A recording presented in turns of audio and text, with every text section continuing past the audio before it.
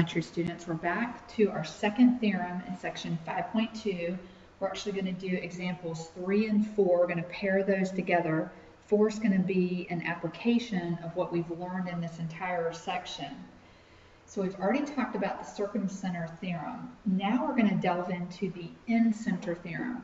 This is going to be something that's going to be hard to keep straight and not confuse the two. So I'm going to do my best to kind of parallel them and show you how they actually are different from each other, okay? The first thing I want to point out is right here at the top you have a little paragraph, and remember you have your triangle with 3 angles, and you're going to have, you could subdivide each of those angles and divide them in half.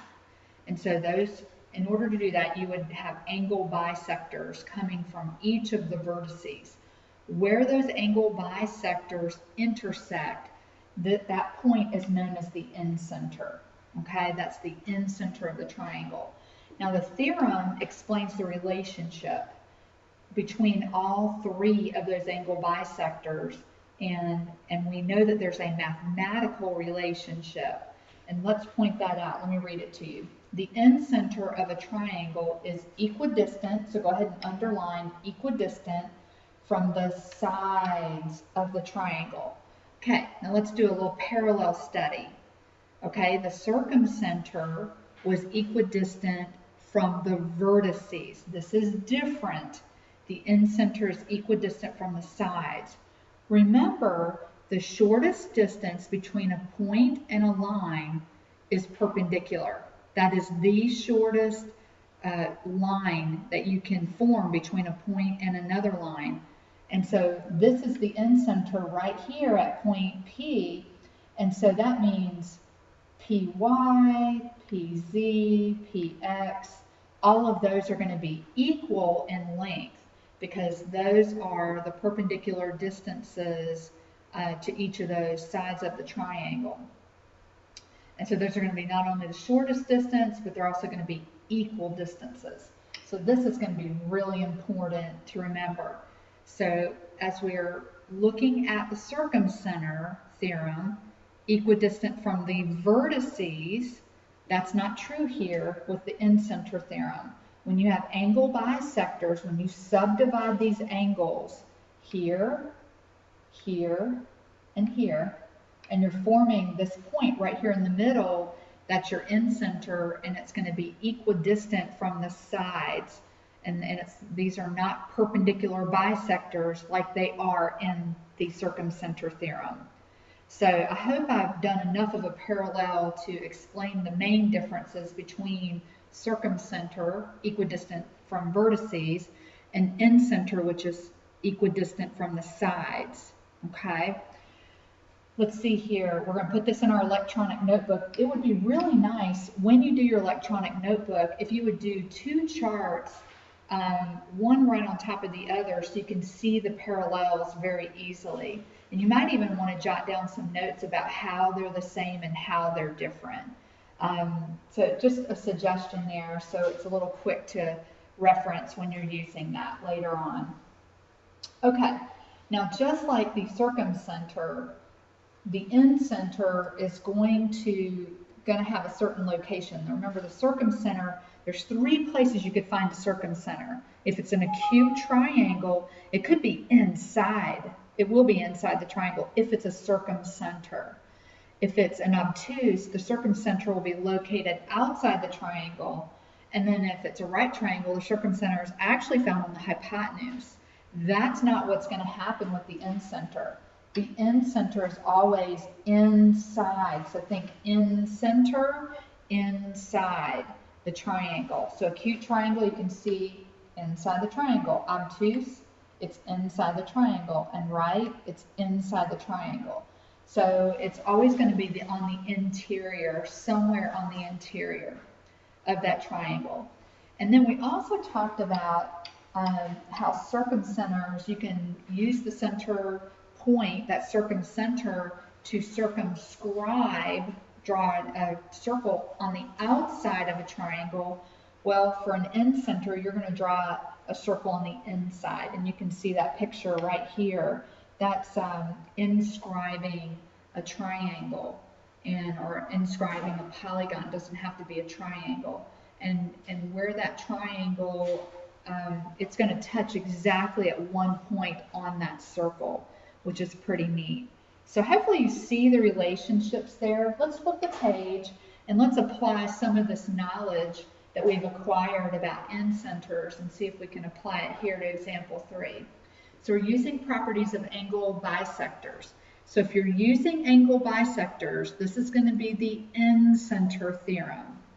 Okay, remember when we did perpendicular bisectors, we used the circumcenter theorem. It's real easy to confuse. It's just such a slight change, such a slight difference, but we have to be able to distinguish between the two. Okay, so JV, which is located right here, and KV, these are angle bisectors. So we're bisecting triangle JKL. Find each measure. So letter A says, we'll find the distance from V to KL. All right, so V to KL. Well, the cool thing is, let's go back a page. You don't have to flip. I'll flip for you. Remember that equidistant to the sides of the triangle. So as we're looking, here's that incenter where my pencil tip is, and then it forms a perpendicular line. You can draw a perpendicular line to each of the sides, and that's going to be the same measurement no matter what kind of triangle you have. So as you're looking at this, if you know one measure, we know that WV should be the same length as V to KL.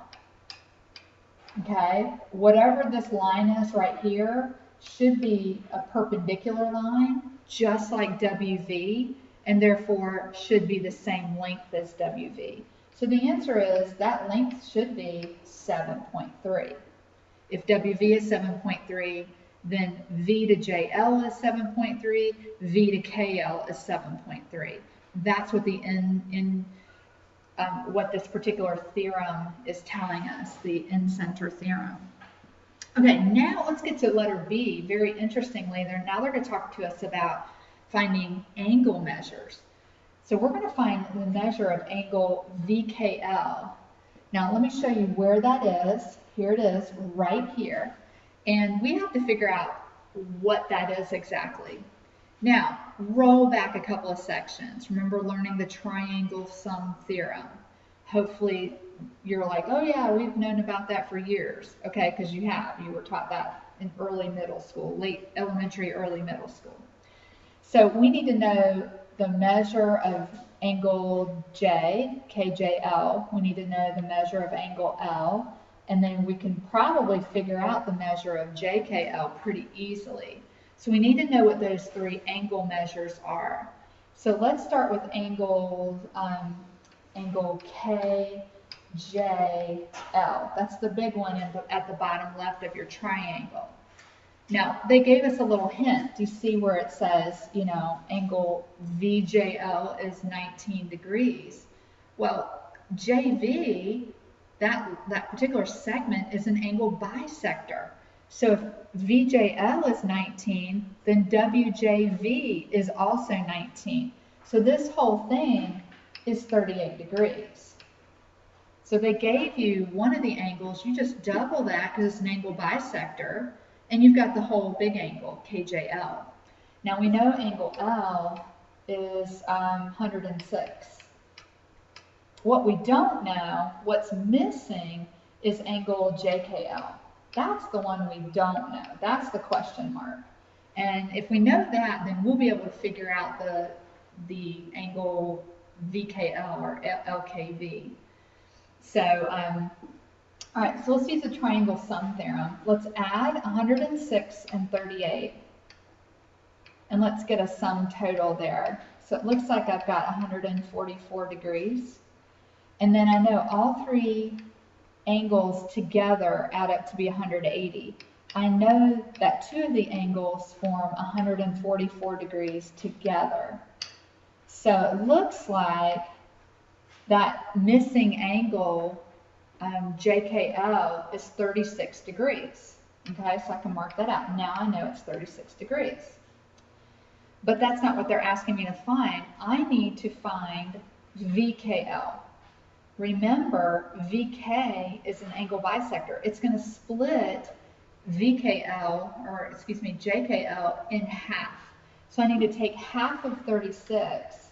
So angle VKL is going to be half of 36, which is 18 degrees. And that's a way to do it. I'm sure you guys are so smart, you probably found, you know, much simpler ways to get to it, but that's how my brain processed it and how I saw it. And so it doesn't really matter the how, it really just matters, can you get to the right answer and do it in a decisively logical way. So I'm going to leave the check it out for you. You're going to have 2 questions to answer, 3A and 3B. I'm going to make this a 2-pointer. So go ahead and give that your best shot. And let's flip the page and get to our last example. This is an application. It's not restricted to Center Theorem. It's to the whole section here. So it could be circumcenter or incenter. And so we got to look at the situation and see if what makes sense. So here's the situation. For the next 4th of July, the towns of Ashton, Bradford, and Clearview will launch a fireworks display from a boat in the lake. Draw a sketch to show where the boat should be positioned so that it is the same distance from all 3 towns, and justify your sketch. This is the most important part, is justifying your sketch. The justifying is, what is your proof that you should do it this way? That's what I mean by justify. So remember, in geometry, logic is about being able to explain yourself using theorems and postulates and corollaries and definitions, and being able, not that I'm expecting a proof, but I do expect some logical process here. All right, so here I want to focus your attention on the drawing. What they did was they took the top drawing and, you know, they basically just connected these points and made a triangle. That's what they did here and made it triangle ABC. The red lines are showing all of the perpendicular bisectors, okay? The perpendicular bisectors. Now, what we're looking for is, this is your hint right here. We want to be the same, we want the boat to be the same distance from the 3 towns. Wherever the boat is on the lake, we want them to be the same distance from the towns. So as you're looking at this and you're kind of going, okay, this, we want my position from point F to A to be the same distance as F to C, the same distance from F to B. We want all of these to be the same exact distance, okay? So what theorem, kind of go back, roll back in your memory banks, what theorem did we learn that's equidistant from all the vertices? Okay, take a second and write that down on your paper, and then I'll verify that in just a second. Okay, now if you said what makes sense is the circumcenter theorem, then you're exactly right. That's what we're after, okay? That's how you justify it. You go, hey, I need to use this theorem because that's the only way I'm going to be equidistant from each of these towns. These towns form a triangle. If I connected them with lines, the towns form a triangle. And if I want my boat to be equidistant from the towns themselves form the vertices. So the only theorem that makes sense is circumcenter theorem. All right, hopefully that made sense. If it didn't, let's talk about it in class tomorrow. I'm going to leave this one for you. The key is justify your sketch. Give me an idea about, you know, what theorem you would use so that